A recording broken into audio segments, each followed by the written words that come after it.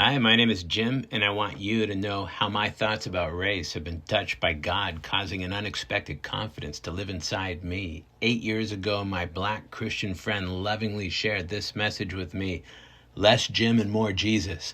Let me tell you what this has meant for me. The Pasadena schools I grew up attending were the first to desegregate outside the American South by court order from the U.S. Supreme Court.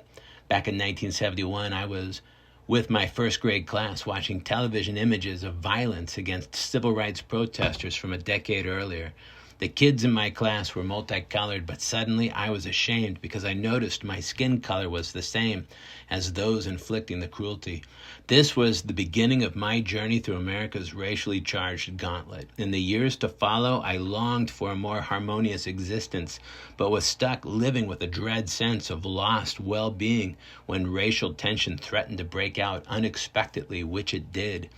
Only later in my Christian journey was I able to connect the dots between all the kids in my class and the reality of racism in America's past and present. I noticed all of us kids started together. Then with each passing year, kids went separate ways for better or worse. Whether it was academics, sports, gangs, drugs, sex, or home life, the kids were separating. I had a unique window to see life through a racially diverse kaleidoscope, and I noticed the trouble for many African American kids.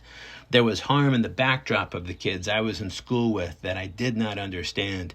Commingled into our time together were the cascading dark fruits of structural racism. I am now aware of exclusionary laws, neighborhood redlining, and so much more, all based on sin that traces back to national origins. What is my role as a white man in the reconciliation of these structural sins?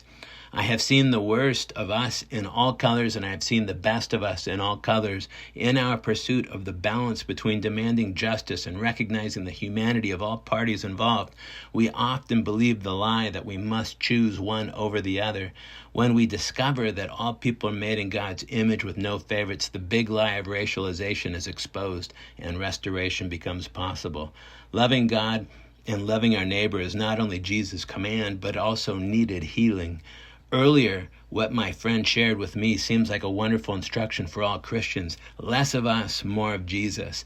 This wisdom is not a substitute for critical analysis of structural racism, but it is an exhortation for all to plant language in our hearts and surrender all privileges to God and patiently wait for Him to give the healing and increase.